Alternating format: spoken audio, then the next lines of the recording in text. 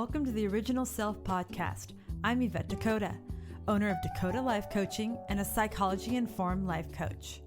I explore resilience, mindset, and the courage to become your authentic self.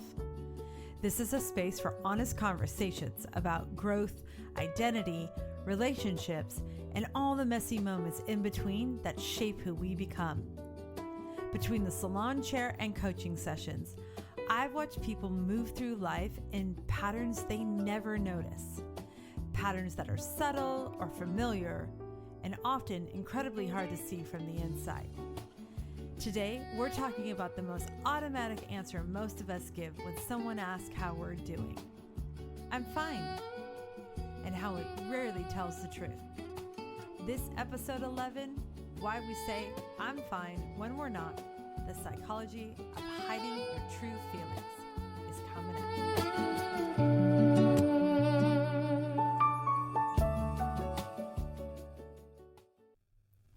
In America, we greet each other with, hello, how are you? And the expected response is supposed to be, I'm fine, how are you? Either way, the answer rarely reflects what you're truly feeling underneath the surface. And it's not really supposed to. It's just a greeting.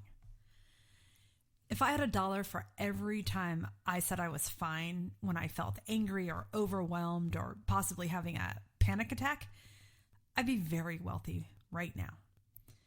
But why do we do that?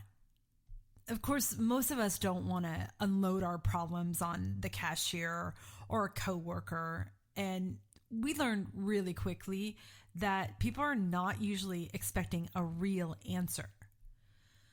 So the problem isn't fine in casual moments. It's when we go home and talk to people who we genuinely love or genuinely love us and say we're fine, or we sit across from someone who truly cares about how we feel and the answer is still fine. So why do many of us walk around saying we're fine when we're actually anything but? It's not weakness. It's not dishonesty. I think it's something far more human than that. I believe I started doing it at a young age, maybe starting with my bone disease. I was born into a body that broke easily, sometimes from things other kids would have totally walked away from. And every time, the message at home was exactly the same. You're fine. You'll live. Walk it off, provided it wasn't my leg. So I did it. I did it every time. And there's something powerful about being told you're fine when your bones are literally breaking. It makes you learn at a very young age that your pain is not the point. What matters is getting up and moving on and not making too much of it, right? And if you think about it, it wasn't such a bad way of coping with it and not letting it define me. Because of this, though, I learned to minimize my feelings at school as well. I didn't want pity. I didn't want to be seen as fragile or different. So I acted like it was no big deal, and people followed my lead most of the time. If I didn't make a fuss about it, they didn't do it either. What I didn't realize was that I was practicing something. Every time I minimized my bones breaking, I was reinforcing the idea that my pain mattered less than how other people perceived me. That's heavy for a little kid. And so I didn't get it, right? Then came the teasing about brittle bones, my weight, about being different. And it was the kind of casual cruelty kids can deliver without anyone noticing how deeply it lands inside of you. I became very good at crying in private, pulling myself together, and walking back out as if nothing had happened. Eventually, it kind of became my template for everything. I'm fine. I'll live. Move on. All of this performing prepared me for the very big things in my life. My best friend dying in our 20s. It severely shut down my emotions because I wasn't practiced at grieving openly. So I carried it inside, alone, quietly. Or the man that I loved deeply, who didn't love me enough to choose me.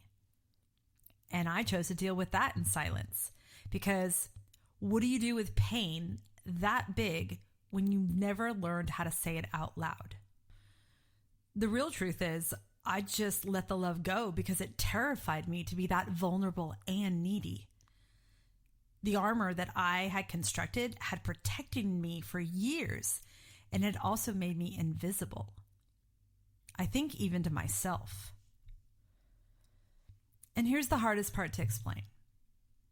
For me, after a while, I wasn't performing fine any longer. I genuinely couldn't locate the pain. I had buried it so deeply that I would have told you, honestly, that I was okay, that there was nothing to talk about. That's what long-term fine does to someone's emotions and expressing their emotions. It doesn't just hide your feelings from other people, it eventually hides it from yourself. Before I bring my guest in for this podcast today, I want to say one thing briefly because I think it explains what you're about to hear. A sociologist named Irving Goffman believed that everyday life was kind of a performance. He called it impression management. He said that we all have a front stage, the version of ourselves that we present to the world. And then there's a backstage, who we actually are when no one is watching. I'm fine is one of the most rehearsed front stage lines. So knowing that, we'll come back to the psychology behind that during the interview. But first, I want you to meet someone who is choosing, maybe for the first time in his life, to stop performing fine. My nephew calls me Annie because when he was little, he missed the T in auntie, and it stuck. He's 17 now, an athlete, a good student. He's funny, he's charming, he's super good looking. And by most standards, the kind of kid who seems completely fine.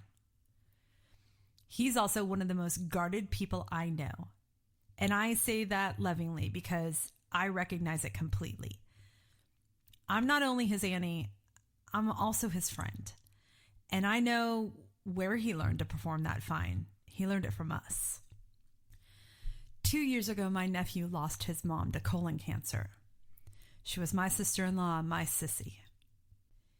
And in the aftermath of her death, the family fractured in ways that we're all still trying to understand. At 15 years old, my nephew was left carrying enormous grief inside a life that no longer felt stable.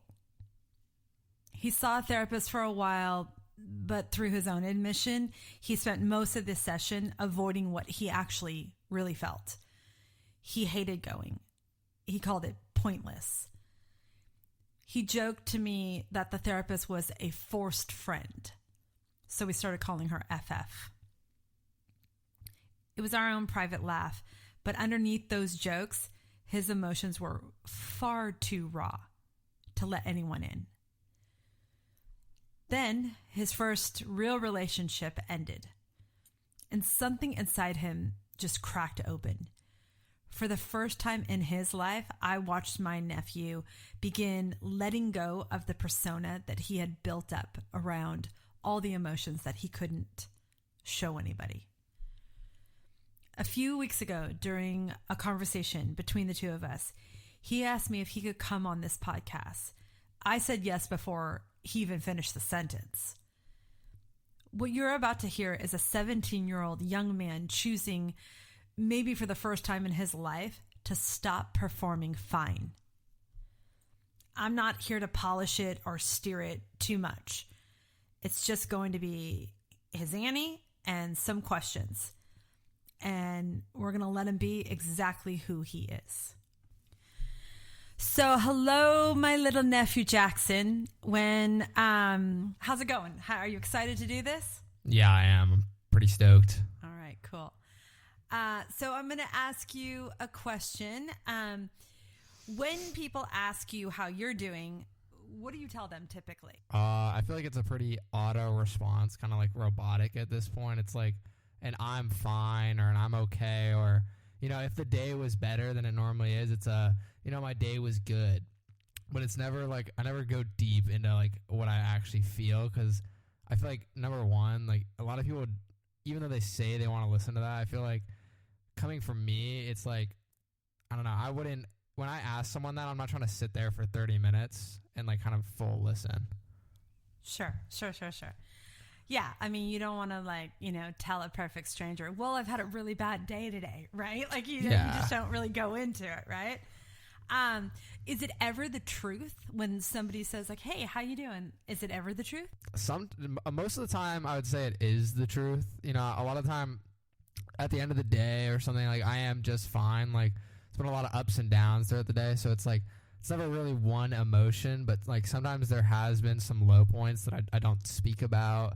But normally if there's like a high point, I bring it up in conversation somehow later in the night or during that. So you feel comfortable with some people.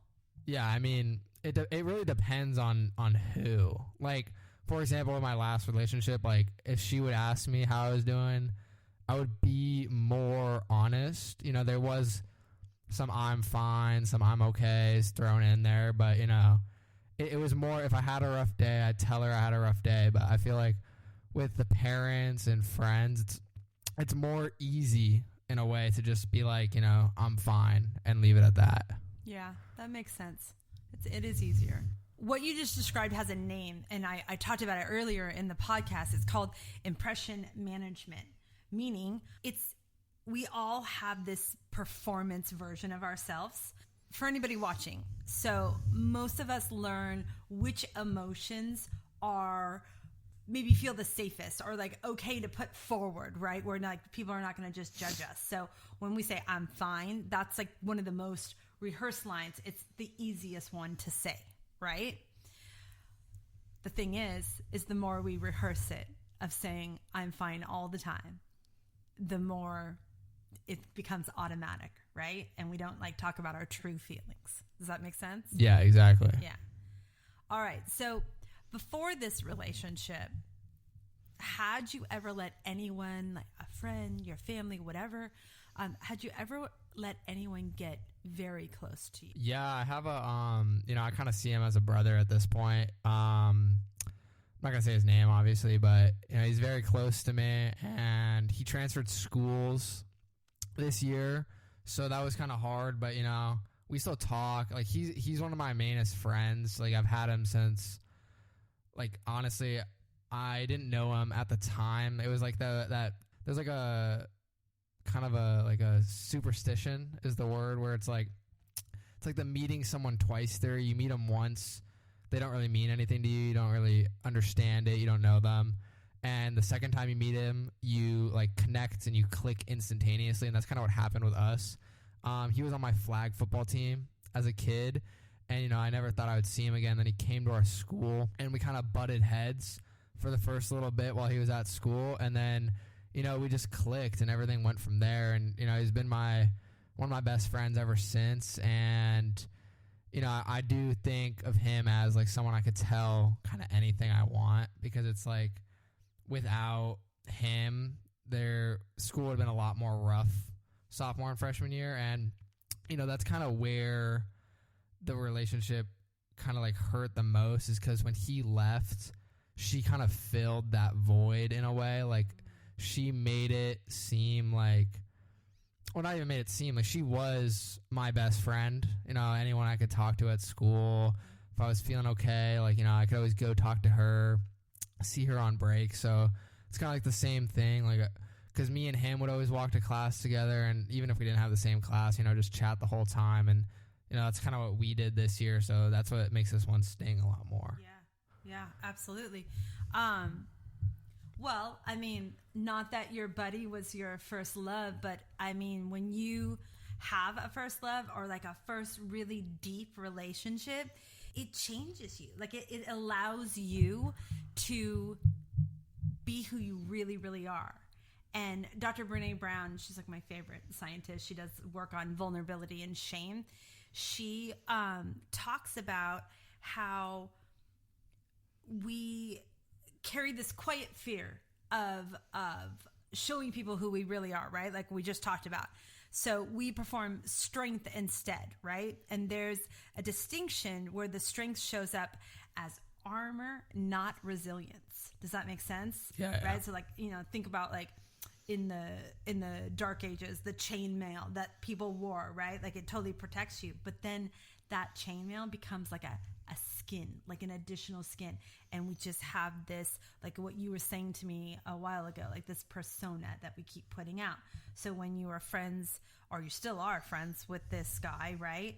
That kind of allows you to be the person that you are. And when you were with your girlfriend, it allows you to be as truthful and who you are as you want to be. Yeah. So you've told me before, but you just kind of mentioned that you were completely open with your ex-girlfriend, most of the time, I think. Transparent in a way that maybe you weren't with everybody else except for your buddy. What made that possible? It wasn't an all the time thing. I wasn't always transparent. There was a lot of times that actually I wasn't transparent just about, life in general. Like it'd be over the littlest things. It'd be like, like, I don't know how much money I had or something. It was stuff to make me seem like quote unquote cooler and quote unquote like, I had this like unlimited like income, even though like obviously that's not true, especially as a 17-year-old. But it's like when I was truthful, it was because it was so happy that I didn't need to be that way. And it was like, for example, like, when we would be hanging out and it would just be me and her, and let's say we're going on like an ice cream run at night, and it's like, it's just us. Like those are the moments where I am the most transparent, because it's like, that's who I am. Like those car rides that we would have together, like when we're just like laughing, having fun, singing the music together, like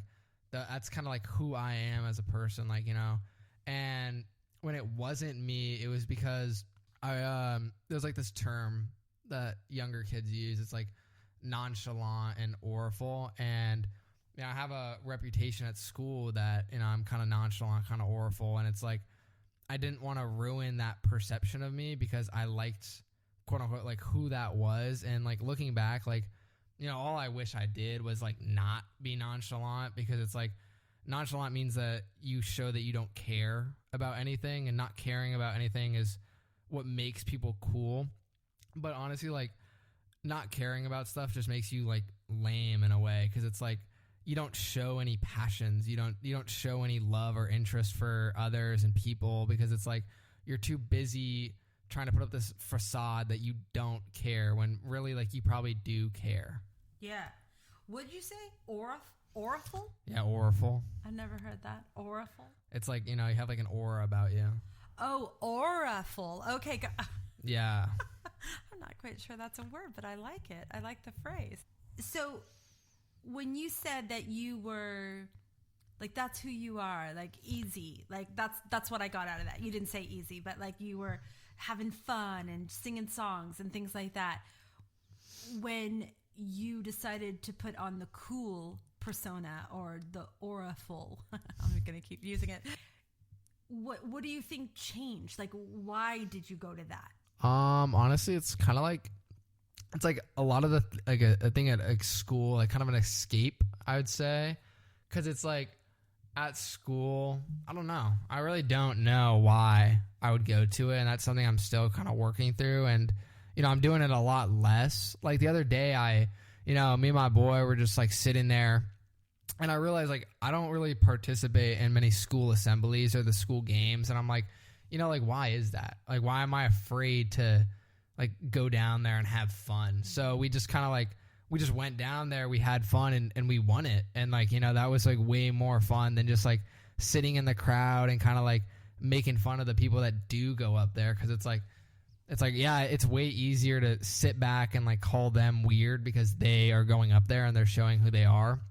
But to actually do it, it's a lot more fun than you would think. Like, yeah, maybe some people, you know, like sat there and made fun of us for going up there and having a good time. But it's like, you know, who cares? Like, I went up there and I had a good time. So why do I care about what they think? And it's like, to go back to the question about like, why did I put up that facade? It's because, I don't know, I wanted to seem cooler. I wanted to seem like, you know, nothing affects me, nothing hurts me, life's perfect, you know. Just that whole facade, I feel like a lot of people put up to this day. And I feel like if you can break down, you know, your true actions and what you actually care about and do those things, then you'll be so much happier than putting up that facade. Because even if I continued to put up that facade and continue to act that way, you know, like, yeah, I would seem cool. Yeah, I would, you know, have these friends and stuff. But it's like, I don't know. It's a lot more enjoyable to live life how you actually want to live it instead of, you know, putting up that false front. Yeah. Do you think that you put that facade up, that cool facade, like, where do you think that came from? Or did you also have friends that would judge people for that? Like, you learned from them saying, oh, that's lame or that's not cool. Like, I'm wondering where it came from. Yeah, no, I mean, everyone has friends, you know, everyone does that. And, you know, I love all my boys. Like, you know, they're my boys for a reason. So I'm not going to like diss them, but you know, that is like boy culture nowadays. And that happens with people that, you know, I wouldn't even say are in my direct friend group. It's like, you just put each other down for no reason. I'm like, and I realize that you put each other down because you don't want to seem interested in a thing. So it's like, that's where the nonchalantness comes from, and that's where that facade comes from. It's because you want to seem cool, you want to seem like, you know, you want to attract others by doing that, when rather, you know, I kind of wish I had memorized the quote before I came in here, but it's like, there's a quote that's like stand out. It's better to stand alone in something you enjoy than to be a part of a crowd of something you don't like. And it's like, that's kind of exactly how it is. And, you know, I would never trade my friends for anyone else because, you know, they're my ride or dies. But it's like, you know, my friends, I became into that group and became very invested in that group by putting others down. Like, that's how you kind of built your way up. The pyramid, I would say, of the friend group is by, you know, how many jokes you can get off, how much you can make others laugh. And I feel like a lot of friend groups are like that. It's like, normally the top friend, like the friend of everyone, is normally the friend that can make everyone laugh and like make everyone have a good time and enjoy themselves. So it's like, to be able to be like that is like to be the most nonchalant, to be the, you know, the quote unquote meanest one. And it's, you know, it's like, I did that for a while. You know, I not happy to admit it and not proud of it, but, you know, definitely put others down and, you know, definitely made little digs at people all the time. And it's like, that's kind of like, I don't know, that's just, it's very normalized for a teenage boy. And maybe, I don't know about anyone else, but I can speak on teenage boys, and it's like, that's kind of the norm, is to do that. So, you know, I do get called corny nowadays because, you know, I no longer do that. And after these, like, you know, past few weeks, you know, I've kind of fully changed how I act, especially in classes. Like, no longer like trying to make like jokes about people and kind of trying to make a joke about like the atmosphere or like the situation, instead of like insulting someone's, like, not character, because I would never go that far, but it's like insulting someone's actions, because you never know how much that's going to impact someone. Like, speaking from example, I was driving one of my like friends one time, and like a kind of older song came on, and like, you know, it made no harm, but I loved the song, and it was like, he just called out like, yo, like, what are you, an unk? Like, obviously it was just a joke, but it made me kind of think more about like what I would play in those situations, like what kind of music I would play, like trying to play like the newer songs, the more underground songs, because I'm trying to seem cooler. Got it. Yeah.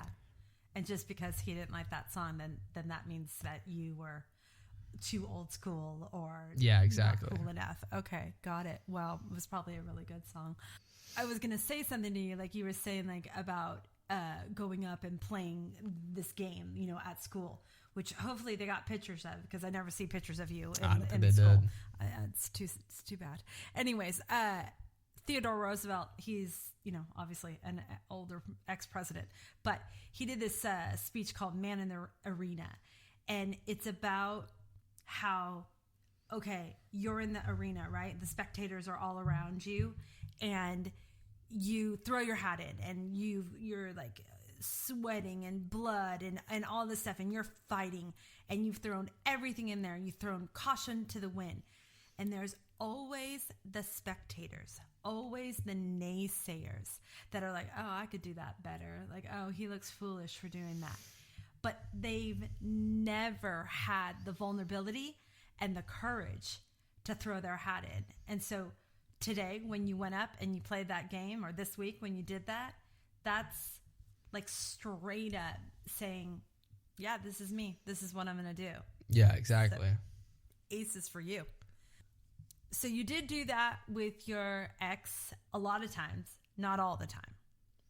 I would say it was like honestly, it's kind of bad to look back and admit, but I feel like it was a majority of a facade and less of, kind of who I was, because I felt like I needed, I don't know, in a way I needed the facade to keep her, but actually that facade and not being able to, be in touch with my emotions and being in touch, like why I feel certain ways about things and my own opinions. It's like not being able to, I don't know, I can't remember the word for it, but like not being able to put my true self out there is what in turn, lost her in a way.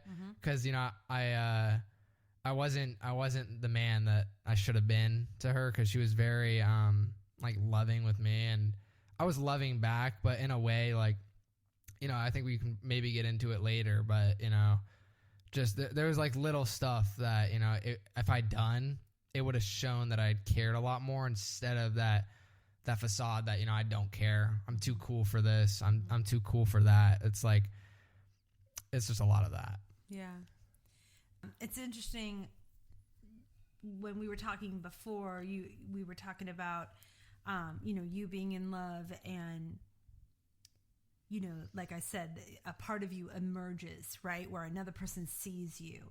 But it sounds to me like you didn't let her see the real you a lot of the time. Yeah. Yeah. What's that feel like now? It hurts, honestly, because it's like, we've talked a few times since then, and it's not like a lot of people might think, like high school love doesn't really mean much, but, it did mean a lot to me, and I can see that by how much I've reflected and changed myself over the past few weeks. And sorry, what was the question again? I kind of got lost. It's okay. I said that you had the opportunity, for a couple years to show her who you really were, and I'm sure you did show her, but like you needed to put up that front, and I'm wondering why with her you needed to put up that front. I don't know. I think it all stems back to the, trying to be cool, because she had a little brother, and her little brother really looked up to me.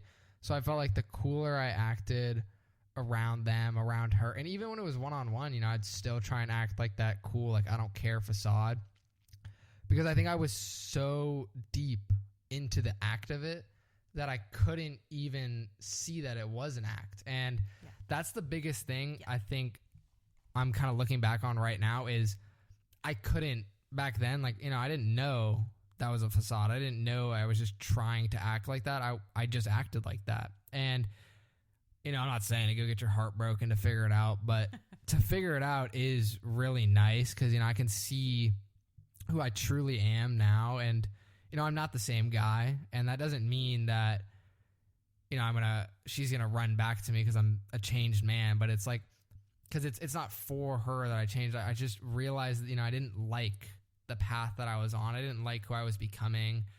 And that doesn't have to do with, my friends or anything. It was kind of had to do with me. Like, because my friends, they don't care that, I'm changed now. Like, they still still hang out with me, still do all this. I'm no longer making those digs anymore.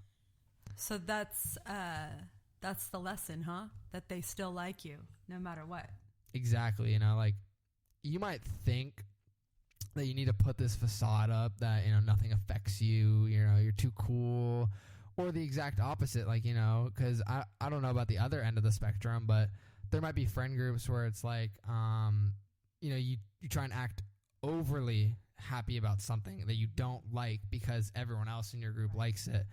So, being your true self and conflicting with your friends is more important than trying to be their like robot. Because, no one wants to hang out with, like it's called a yes man. No one wants to hang out with a yes man because it's like, well, some people do, but you're never going to be close friends with a yes man because all they're ever going to do is agree with you and agree with your opinions. And that's kind of the thing that I kind of lacked, was that I didn't like when others disagree with my opinions because I didn't want to disagree with others' opinions. I didn't care about disagreeing with others' opinions if it was something I was passionate about. But it's like I would never fully disagree with like my girlfriend's opinions because I didn't want to hurt her in a way, I guess. But it's like when she disagreed with my opinions, it was kind of the same thing, but I would take it a lot more to heart, which is, something we can talk about later on about like why I would do that. But it was a lot more personal than I even realized, like why I felt the way I felt about certain things that I didn't even know back then. So it's like, everything, your true self will find you. Like that's the end of the day thing, is like you will find who you're supposed to be. You might be 40 when you figure it out and then have a midlife crisis, which, isn't the best, but you will, like, everything takes time. Like, not trying to be like preachy, but there is a path that you're supposed to be on and like a destiny, and everything happens for that reason. And I could never have imagined losing her, but it's like that helped me figure out, I didn't like who I was becoming. I didn't like what I was doing with my time, because it was like a lot of my time during lunch when I should have been, doing other things, I was, making fun of others, or, I'm not trying to be like the mean kid. I didn't make fun of that many people, but it was like, like just the little insults. Like if someone did something dumb or like tripped on the patio, like we would kind of make fun of that a little bit, just like as teenage boys do. It surprises me though, because I know you as, pretty sweet and, yes, we're all sarcastic in our family, right? But I am surprised by that. But like you said, teenage boys, right? And I get that. I was never like, it makes it worse actually, but it was never to their face. Like we wouldn't, it's not like we would like go up and point and laugh at them, but it'd be like the little snarky comments. Yeah. You didn't really answer it. You said we'd get to it later, but I am interested, if you may not, why you felt the need to put up such a facade. I mean, obviously we can kind of Freud it out a second, like you had a lot of stuff happen in your family, right? But yeah. But do you think that that's a part of it? Do you think that you were doing it beforehand? Like maybe when your mom got sick? Like, what do you think? I felt like I always wanted to be like that kid. I didn't want to be, like the sad kid or the sad kid. So I felt like I always put up this front that I was, and I never wanted to be the dumb kid either. And I'm not dumb, but I didn't try a lot in my first few years of high school. I just had a lot going on. So, I didn't get the grades that my friends were getting, even though I looking back, like, especially from this junior year, how I've been doing, I definitely could have. I could have gotten amazing grades, but I didn't, for some reason, I didn't care about that. And I think that had a lot to do with, my dad didn't finish college, and he's one of the most successful people I know. He does all this like, just has a lot. And, I look at that and I'm like, I don't need to finish college either. I always wanted to finish college, but I was like, if he didn't need to try, I don't need to try, and I could be just as successful. But it's like, that's not how it works. You know, I'm not trying to say that he got lucky, but because he worked his ass off for it, but you know, it does take that. It does actually working for it, and I didn't work for it, and I didn't try. So, you know, that's kind of where that came from. But back to the main point, it's like I put that wall up because I still wanted to seem as smart as I actually was. I still wanted to seem like I was in par, in line with everyone else. And so I lied a lot about, you know, my grades to my friends. I lied about, you know, how things were at home, just because, you know, I never wanted to be the main thing. When my mom got sick, I didn't want to be the cancer kid, and I didn't want people to look at me and be like, oh, his mom has cancer, like feel bad for him, you know, feel this certain way for him. I wanted people to like me for, you know, not even who I was, because I kind of put up like a fake about who I was, but I wanted people to like see me and be like, oh, he's doing perfect, you know, he never had anything wrong happen to him. And, you know, a lot of people did think that. So it worked, because, you know, a lot of people, when, you know, just over these past few years of high school, and I kind of stopped putting up that front, you know, and like I started to know a lot more people, and I started to become friends with people that I didn't know before, you know, they looked at me when I would, you know, break down in front of them, not even break down, but like just get emotional about certain things. And, you know, they'd be like, you know, why are you so emotional about this? Like, you've never had to deal with that. Like, I remember one of my not even they're friends now, but, you know, we weren't that close back then. He was talking about, you know, it was a jersey number in soccer, and, you know, I just lost my mom, and she had always worn number 5, and he took number 5 because he was a senior, and I was like, I need to wear that number for soccer season this year, and he was like, you know, like, why? Like, you can have it next year. And I was like, yeah, but I kind of want to wear it. Like, it means a lot to me. And he was like, what? Did you like get your first phone when you were 5 or something? You know, just kind of making fun of like, oh, my life's been perfect. You know, nothing has happened to me, because that's who I wanted to be. I wanted to be the kid that, you know, that's who you projected. Yeah, I wanted to be the kid that, you know, went to private school his whole life. And I don't even know why. I wanted to be like the rich kid, I guess, like the one that's never had, like the Nepo baby. And I don't know why, but it's like, and I definitely am, you know, a rich kid. Like, I'm never going to say that I'm not. I'm definitely spoiled as well. But I wanted to. This is true. I wanted to be that kid. And it's like, you know, I had to tell him, I had to be like, you know, my mom wore that number. And he was like, okay, like, you can wear it for her next year. And I was like, no, bro, like, my mom passed away. Like, I need to wear that number. And he was like, yo, bro, I'm so sorry. Like, I would have never guessed that. And it's like, those are the things that, you know, like, really just told me that, you know, the facade is working. Like, keep this up, keep this acting, because it's like, nobody knows who you truly are. And it's way easier that way. Okay, but wait. It's working, you say. But then when you told the guy that had the number 5 that you needed it and why, did that feel okay? It actually felt really uncomfortable. You know, I felt like there's like a thing called trauma dumping. And I feel like whenever I open up, that's what I feel like happens. You know, even when I'm speaking to friends about, you know, just like, you know, my girlfriend or something like that, like, I just felt like I was trauma dumping. Or like when I would speak about how sad I was, like that my family kind of drifted apart and everything like that, like I just felt instead of it kind of relieving some of it, I felt like I was putting a weight onto them in a way that it's like I felt bad because all I was doing was trauma dumping. I was like making them sad and making them kind of quote unquote uncomfortable in a way, because, you know, a lot of people don't know what to say back to that. Not trying to like diss them, but it's like a lot of people wouldn't know. Like if I just went up to my boys now, like obviously they would know what to say, but if I just went up to like one of my friends and just started like telling them everything, you know, they're probably just gonna be like, I'm so sorry, you know, I'm here for you, I feel you, you know, I'm here if you need to talk, which is like that's another auto response people have, is like when someone is going through something, it's always the same 3, like, I'm sorry, I'm here for you, and if you ever need anything, like, Yes. talk to me. Yeah. Do you think that it made you feel worse because it was such it was such a foreign way of being to you, because you had this, that chainmail, right? Like, you had been wearing it for so long. Do you think that was part of it? And also, when your ex was your girlfriend, you didn't think that you could talk to her about that? Like, let's just say that specific story about the number 5.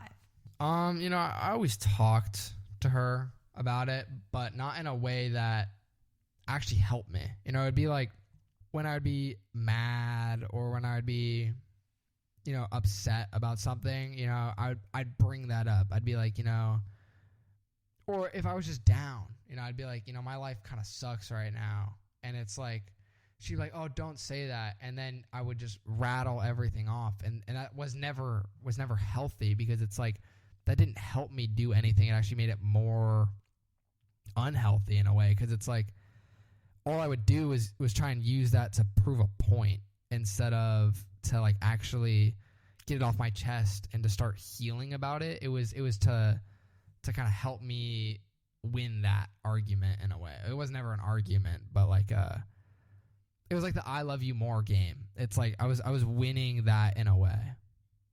Between you and her. Between me and her, yeah. Okay, got it.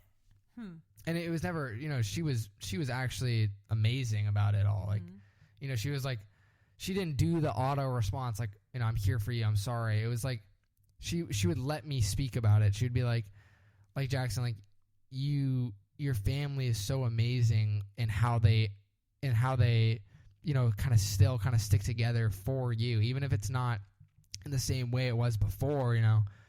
They're still together for you. And it's like, I never kind of realized when she would say that, and I'd be so mad. I'd be so mad at them. I'd be so mad at everything. And it's like, I should have just, there's a lot of I coulda, woulda, shoulda, so I'm not even going to go down that path. But, if I did listen to her more, and if I did, kind of be more in touch with my feelings, most likely we'd still be together. Yeah. But then most likely, I might not have realized I didn't like the nonchalantness.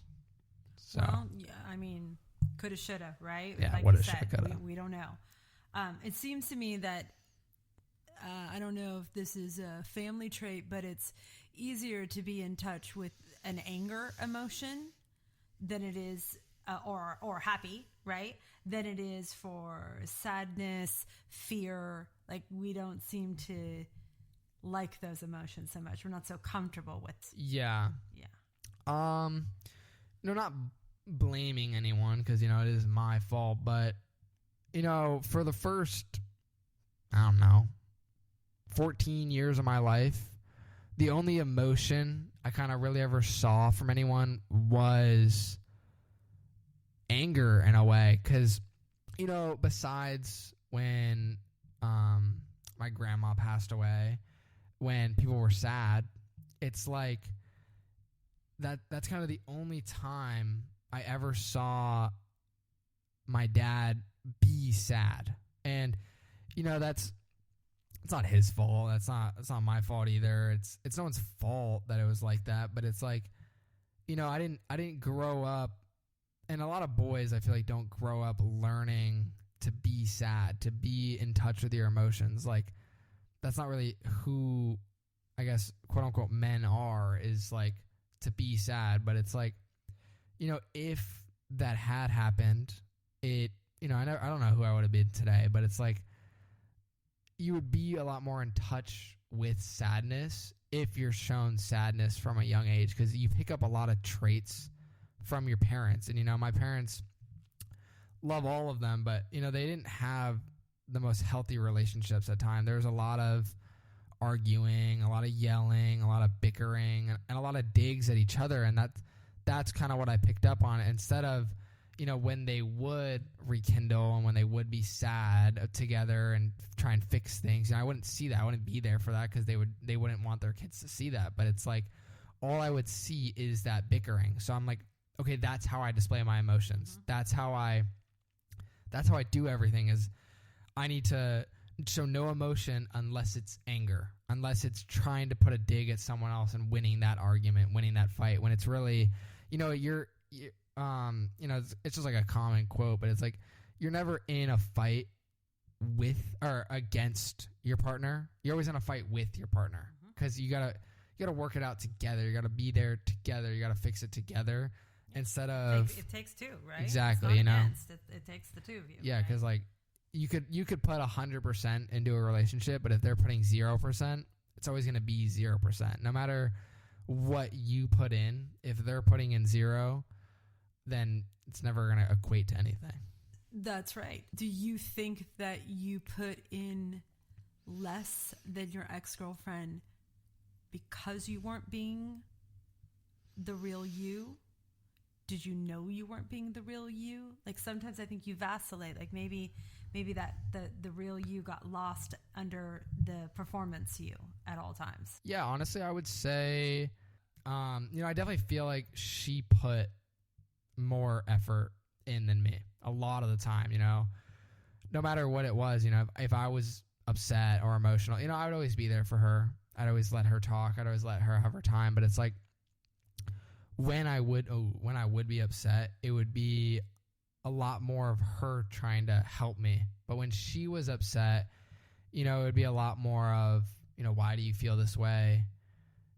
Like, do you think it was never like I don't know. I feel like I'm losing it, but it's like she just put more time and effort into it than I would. And I just think that was kind of like our personalities. She would always want... Maybe she explored the reasons why you were more upset, like trying to help you solve it or figure it out, where you were like, well... Kind of in a way. I mean, neither of us knew. And that's kind of the hardest part, is neither of us knew why I would get... Because I got upset a bunch of little things. There was never a big argument between us. It was little petty ones that would turn into big arguments, that would turn into little stuff. Like, kind of just like, let's say one night she would want to go out with her friends or something like that, and I would want to spend time in, and I felt like if she went out, she was choosing them over me. And I felt that way because, I didn't want to be abandoned, and I didn't want to be chosen over, because, no offense to my dad, but he chose other things over my sister in a way that, kind of wrecked me, because no matter what I did, no matter what I tried to do for them, it never brought them back together. And what I realized is they just needed time, and they have come back together. They've rekindled, and that's great. But it's like,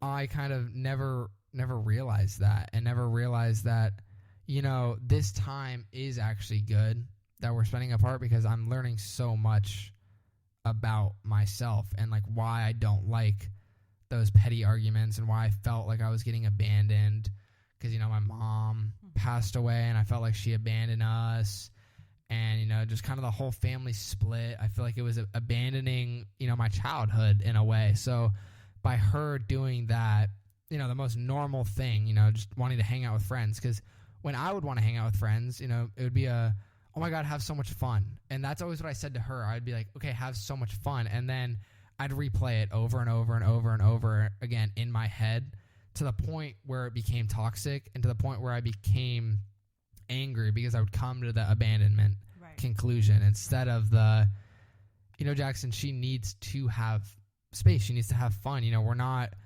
70 years old, married. Like, we're not doing every single thing together. Like, she needs to still find out who she is. And by me doing that, it pushed her further and further and further away every single time that I would get mad, because, it wouldn't even be like just getting mad. It would be like just being an asshole in general. I'd bring up past things that, I didn't like when the thing would happen.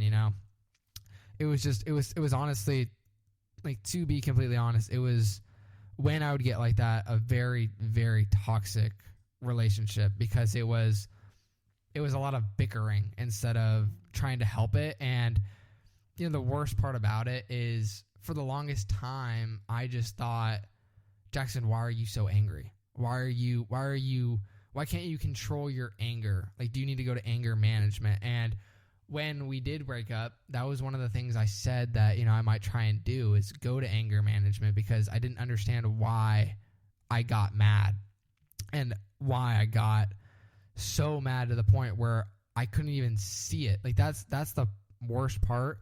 And, that hurt me every time she said it. It was like I was two different people. That's also how I saw it. Is there was, normal Jackson, how I am right now, and then there was like this angry, prideful Jackson that wouldn't let go until, I don't know, it was never even an answer that I was looking for. It wasn't an I'm sorry, because an I'm sorry wouldn't do anything. It would poke the bear for some reason. I would actually get like more and more defensive. And 30 minutes after the argument, I'd completely forget about it, or I'd have a good time at lunch with my friends or something like that, and I would act like nothing happened, and then I would apologize. I'd be like, I'm so sorry for how I just acted, and I hated myself for it, and I never let her know how much I hated myself for it. But it was one of the things that if I could cut out about myself, and I wouldn't cut it out now because I've learned to kind of control it and be better about it, but I would have cut that out in a heartbeat, and not anything else that I didn't like about myself. But it's like that just made me, in a way, kind of a horrible boyfriend, because it was just nonstop, and it was over the littlest thing. So, Jackson, there's a saying that hurt people, and I think everything that you just said about how your parents communicated, how the bickering, the sarcasm, the fracture of your family, that, and then of course the ultimate, the loss of your mother, you're hurt, and I think, I'm not a psychologist, but I do think that you acted out, and unfortunately you acted out on the wrong person, But, yeah, I thought it was the easiest to, because I felt like she would always been there. Right. So, well, you probably trusted her the most too. Yeah, you hurt the people you love the most because you love them the most, and it's like you feel the closest to them, so you feel like you can take it out on them, which is never the right thing to do. But it's like, because I loved her so much, I felt like I could take out my anger in a way on her, and never physical, because I would never do that. But yeah. No, I get that. Let's talk about your therapist for a second, your FF. You said you made things that you act like everything was fine. I think you said to me like, oh, you just sat there and brag about yourself because, everything was fine. And it was interesting to me that you didn't have anything to talk to her about when everything was fine. But was it fine? Speaking directly about therapy right now, if I'm going to be honest, I used to think therapy was a joke. I thought therapy was, something that they made up. It never helped me because I was never me inside of therapy. And that was the problem, is instead of, buying into therapy, all I did was push it further away. And I did like an ego thing in therapy where I just kind of stroked my own ego and made up things about myself that were completely untrue. And, looking back now, that's the reason therapy never worked for me, is because I made up things to feel better about myself, to look better about myself. Told her I was fine, told her I was okay, told her, I'm happy, I'm fine, I'm doing well. When, honestly, looking back, I probably did feel fine when I would say that. I probably did feel okay, because it's kind of hard to say, I never mourned my mom in a way. I never sat. There was a few nights where I feel a very strong connection and miss her greatly, but I never, on the day that she passed, I didn't cry one time. The time that I did cry is when she sat me down and told me that she was going on hospice and would no longer be here in a few months. And that night, I walked outside, and I just sat outside on our stairs crying for an hour. And so And so they came and got me outside because of how long I had been out there. They thought I had like walked away because they wanted to give me my space. And they came outside and I came back in, and every single time I looked at my mom, it was tears. I cried profusely because I knew that I was losing my best friend. So, you know, that was the hardest night for me. And after that, I kind of dug myself into anything but her because I couldn't accept the fact that, you know, she was passing. And that was kind of the hardest thing to look back on. Is I spent a lot of time with a girl that I didn't really, you know, I cared about her, you know, and, you know, it was, I didn't see a long future like how I saw with my previous girlfriend. You know, or my, like the most recent girlfriend. Yeah. And, I saw a long future there, but I didn't see a long future with my last one. You know, I told myself a few times, like, are you just doing this as a coping thing? And turns out I was, because looking back on it, all I wish I did, and I think she also knew it, but didn't know how to tell me, because there was a few times that she was like, Jackson, like, are you sure you want to hang out today? Are you sure you don't want to spend time with your mom? And looking back, like, I told her, no, I'm fine. No, she'll, because I think I was in denial in a way. I was like, I didn't want to accept that might have been the last day. That might have been the last week. That might have been the last month. I wanted to continue on like everything was fine, because, you know, she was one of the strongest women or strongest people I've ever known. 100%. She fought so hard all the time, and it's but yeah, no, I feel like this was a therapy question, right? This I feel like I keep going off track. No, it's okay. No, it was answering it. I'm just saying, like, why you thought, you know, you could. I don't even remember my question. It was just something about. Oh, why couldn't I like tell what was really going on? Yeah. Yes.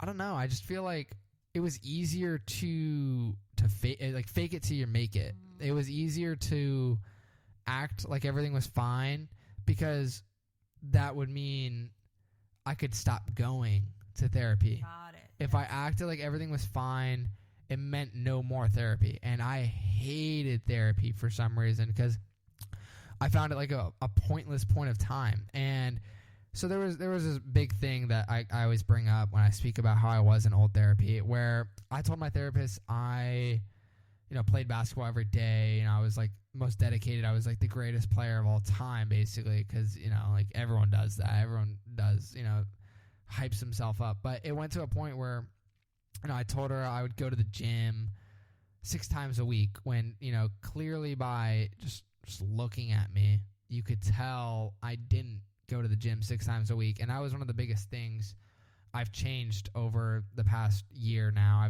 I've gone to the gym very consistently, 5 to 6 times a week for a year straight now, and it's been the most dramatic increase of happiness in my life, because I look forward to the gym. You know, a lot of people say that it takes a lot for them to go to the gym. For me, if I don't go to the gym, I don't have a good day, and not even that. I still have a good day, but it's like a gym is a very happy place for me. Mm-hmm. Well, chemically, it gets your endorphins going, right? It's good for your brain, right, to work off stress and any emotion that you might be feeling. And then also physically, you feel much better, right? Yeah. So I could see why that happens. And what you told the therapist that wasn't exactly true, you actually made it come true. So I mean, yeah, maybe it was just something that you really wanted to be like. You know? Yeah, I mean, I told her, that's a great point, is I told her everything I wanted to be like. I wanted to be, you know, this perfect student. Like, she thought I was a genius. You know, I told her I went home and I studied every night.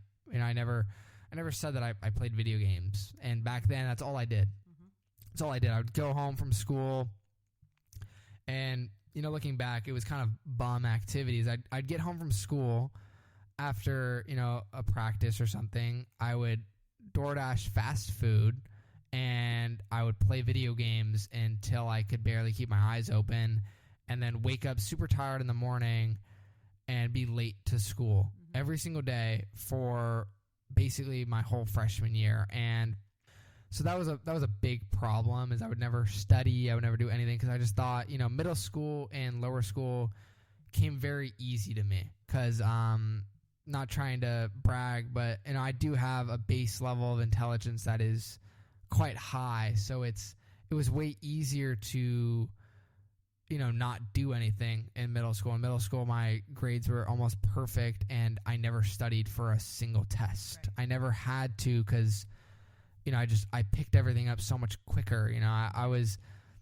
one of those kids in lower school that just knew how to do like everything while still being good at sports, while still having a good friend group. So it was like I never thought I would lose that, and I lost that because in middle school I didn't prepare myself for high school. And then when I got to high school and I actually did need to study, I didn't know how to study. I didn't want to study. All I wanted to do was keep playing my video games. So I told my therapist that, that I would study every single night, and that I'd cook home cooked meals, and I was like a pro chef, and I'm still not even a good chef. I know how to cook like maybe ground beef, and everyone knows how to cook ground beef. So not everybody.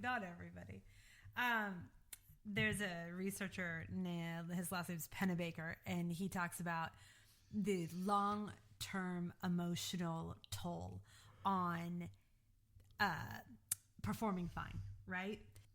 The suppressed emotions cause stress. They cause your health to be, compromised.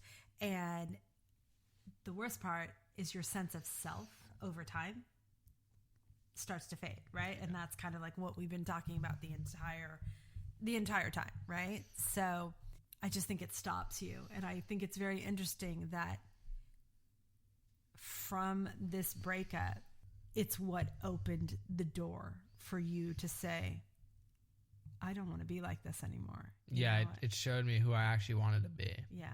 It came in the worst way, but, still grateful for it. Yeah. I actually told her thank you the other day when we had a little in-person convo about maybe I think 2 weeks now ago, and I just said, like, I never wanted to lose you, but losing you showed me who I actually wanted to be. So, like, thank you for that.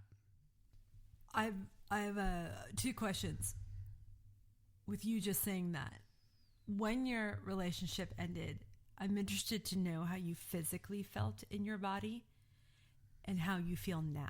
That night was, opening up about this, it isn't easy, especially because, she might see it later on, or like a friend might see it, but I'm not even trying to be corny or anything. It's like that night was harder than losing my mom in a way, because I lost more than just like my girlfriend, and I lost my best friend, I lost my companion, I lost this person that, we built our whole lives together for, a lot of our high school lives together, because we started very start of sophomore year, and to lose her at the very end of junior year, everyone called us like the married couple of our school, like the mom and dad, and it was like, I kind of saw us as that too. So that night, not being able to, and the days that followed, not being able to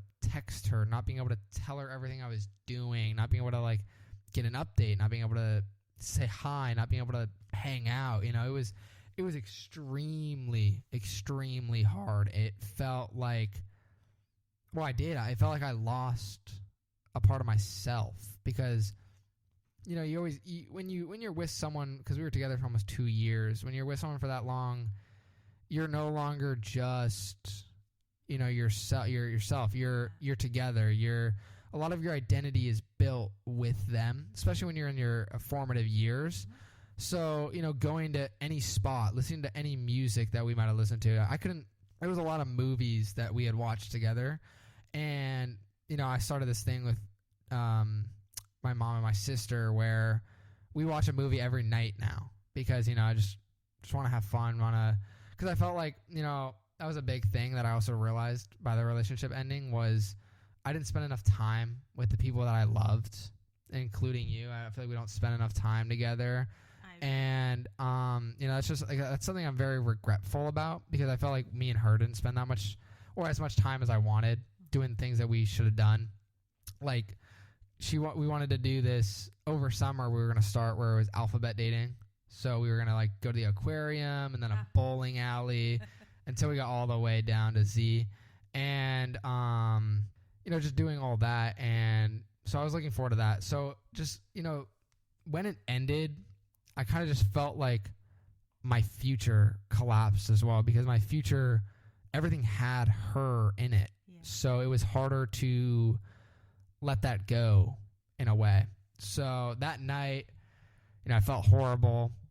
Sat in my room for 4 hours almost because we stopped talking at 7 and I didn't stop, sitting in my room until almost 11 o'clock, just crying. That was the longest I've ever, by the end, didn't even have tears left. It was just, everything. And it was so sad. And then, that weekend was super hard. Going to school the next day, seeing her first thing, one of the hardest things I've ever had to do. But, it's gotten better. Yeah. It's gotten a lot better. It still hurts to see her and not be able to talk to her and not be able to do anything. But it's like, I am moving on slowly, but surely. And what's that moving on feel like physically in your body? What's that feel like? It stings. Honestly, that's the main thing. Is it stings because it's, no matter how far I've moved on, I always get a reminder of her. And like last week, whenever we would even have a class together, I'd get weak in the knees from anxiety of just seeing her. Just, maybe the hope of maybe, she'll realize that night, like the night before or the class before, that she misses me so much. And then, she'd talk to me all class and we'd rekindle. But, that's never going to happen, especially not now, to give that a lot of time and space. But it's, that's always what it was. It was the anxiety and the hope of everything. So that's kind of gone away, not fully away, but I'm a lot less hopeful of our relationship, and that's actually helped me a lot more because not continuing to have my brain think about, oh, you're going to get her back. You're going to get her back. It's now moved on to the, how are you going to be happy? How are you going to make yourself happy? Good. And it's still a lot harder. There's an artist that she actually put me on to called Olivia Dean. And, I every time I put on an Olivia Dean song, it's kind of funny. I start to get teary. So I haven't been able to actually listen to an Olivia Dean song, but the other night I was at my gym, Lifetime, and they were playing an Olivia Dean song, and I just kind of sat there because we had been to that gym a lot. She loved that gym. She thought it was like the best gym ever, and just hearing that song just made so many memories come back. And honestly, that's kind of what it is now, is instead of a painful sting, it's a happy sting, Okay. Made all those memories together, made everything together. And, maybe we might not ever be together again, but it's, everything was happy. That when it was good, that was some of the greatest moments that I've had in life was when me and her were extremely happy together. It might have been, like, for example, those late night runs to get Yogafina, or it's called Yogurt Park, and then like Grizzly Peak, and just watching the sunset was just so much fun. Yeah, absolutely. I have two questions. The alphabet dating, I'm wondering what you would have done for X, but that's, you can tell me that later. But anyways,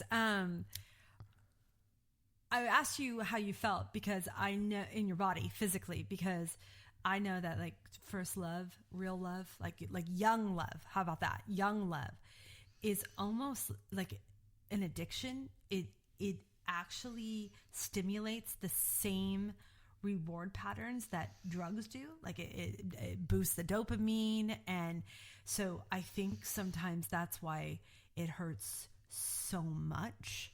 I don't even think that. I know it. It's actually research. There's evidence of it that the word heartbreak is a physical reaction to breaking up, you know? So I'm glad to hear that it's not as devastating as it was a month ago, right? That it's a little less. It still stings, right? We get that. We get that. So, you know, you and I are close, right? We have a lot of fun together, but you've never spoken to me like this, or maybe many people you've never spoken to like this. And what does it feel like to finally just say all of it out loud? Honestly, it feels a lot better than it was before. And for anyone listening, like, you know, you might not have a lot of people that you feel comfortable opening up with. And, you know, I didn't either, even though so many people told me, you know, open up to me whenever. It's like, you might not feel comfortable doing that, and you might not feel comfortable doing anything. But I'm telling you, like, when I first reached out to Annie and just started talking about everything, you know, I didn't feel exactly comfortable opening up like that because I'd never done that before. But, you know, after the first time, you know, it becomes more comfortable. It becomes, you know, easier. And then now I catch myself opening up to like everyone. So I do kind of have to dial it back a little bit. But it's like, you know, everyone, if you have a good friend group or you have people that care and support about you, they will listen. And I used to not think that either. But, you know, they will be there for you. They will listen to you. They will hear out your problems. Even if they don't have an answer, you know, sometimes just talking will be great. Because when we had first broken up, you know, I think I told Annie 25 times, how do I get her back? What do I do? What do I say? And, you know, Annie didn't have a set answer because no one has a set answer. But it's like, just being able to speak about that made it so much easier. Because it's like, you know, Annie would be like, I don't know, but, you know, try breathing, try doing this. And it helped a lot. And it's like, no one is ever going to be my ex. So they're not going to know what she wants, what she's going to say, and nothing like that. But it's a lot easier to go through life with someone else by your side that you know you could talk to than, you know, having everything inside of your head. Right. Yeah, where you can just, like you talked about, like ruminating over and over again, you know, it's just that's the worst. So unhealthy and so debilitating, I think, you know, super, super debilitating. So, all right. So if you could go back, not to change things, but just to be more honest and vulnerable, what do you wish people had actually seen about you? Like that you had kept hidden? I think the biggest thing that I kept hidden that I wish I didn't was like my love for certain things, or like the ability I had to have fun. Because I feel like with the nonchalantness that I kind of kept it hidden, like about my truth, the nonchalantness that made me keep myself hidden was a lot of like fun. Like, for example, the assembly, or, you know, just her asking to do a lot of things and me saying no because I don't know. I just thought they were like kind of weird to do, you know, like I wish we went on a lot more of the fun dates. That's the thing that I would go back and change drastically, is saying yes more. You know, that's the biggest thing I think is the biggest life lesson I've learned, is to say yes more. Because, you know, saying yes at the assembly made me have a blast. Saying yes to the hangouts with my friends when I would normally just sit at home and play on my video games because that was like my downtime, you know. But saying yes actually allowed me to have more fun and have deeper connections. Like, there was one of my boys that's like I didn't used to be as close with, but now I'm a lot closer with, happened because, you know, I just started saying yes more, and then I started seeing him more, and I started like hanging out more, and now we're no, I'm not going to say we're super tight, but, we talk a lot. Like, we're good friends, and, like, he's my boy. He also just lost his girlfriend, so we've been speaking through that, but, like, we're tight. That connection there on that. Yeah, like, that's right. kind of how it started, and then, we just kind of realized that we do have a lot more in common than, we thought. Right. It's nice to make a new friend, especially one that you bond with over. Yeah, and, we had always been friendly and, joked around, but, now I truly think of him, like, as a good friend. I just thought of him as, like, that's my friend, like, I'm boys with him, but, like, now I'm, like, that's, like, actually my boy. Like, yeah. I think as we come to a close on this, I think the one thing that I want to say is that your realization of that persona that you were putting on, that mask that you were putting on, I think you're figuring out why you've done it. I don't think you totally know. And to be truthful with you, I don't know if you'll know right now everything. I think if you keep on the path of the reflection that you're doing, the work that you're doing with the FF, and just speaking and not being afraid to be vulnerable, not being afraid to not be cool. Man, I don't know. I think that some of your realizations are going to really help you move forward through life. I'm always here for you. I mean that. I mean that. I hope you know I mean that. Yeah. I hope you do. Yeah. But is there anything else that you would like to say about what you've learned or how you feel about anything? I don't know. I feel like I've said a lot of my key points that I've been thinking about, but it's like, it really is there's this quote. It's like, it's better to leave a flower and watch it bloom than it is to pick the flower and watch it die.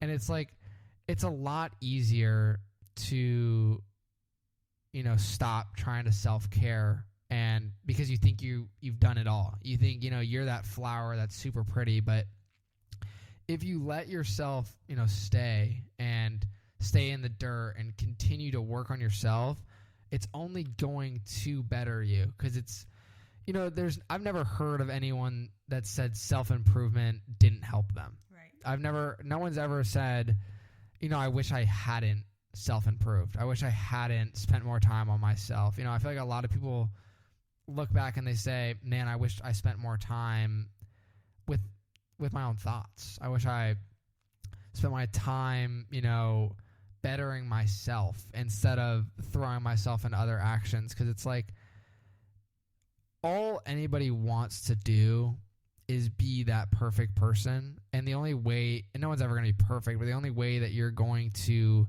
be a person that you truly like is to work on yourself enough to where you don't have many insecurities. And that's a big thing as well. It's like, insecurities stop me from doing a lot of things. I was insecure about how people thought about me. I was insecure about how I looked, how I always, because growing up, I was an athlete in lower school, and then COVID hit, and I put on like 30, 40 pounds straight in my stomach. It was not that much.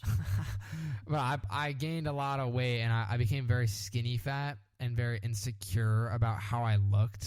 Yeah. And so getting that back kind of has helped me a lot. But I realized, it didn't help me in the best way, because it made me, I never have a huge ego, because I still don't think, I actually have a very small ego when it comes to that, because I still don't think I'm anywhere where I should have an ego, but it's a lot healthier, because I just feel healthier at all times. Like, the biggest thing as well, just speaking on that, is like cutting soda out. With no soda, it's been a game changer. I just feel like I'm a lot happier all the time. That might just be a placebo, but Oh, no, it's sugar. It's addicting. Yeah, absolutely. That's the next podcast. We'll talk about your diet. Okay.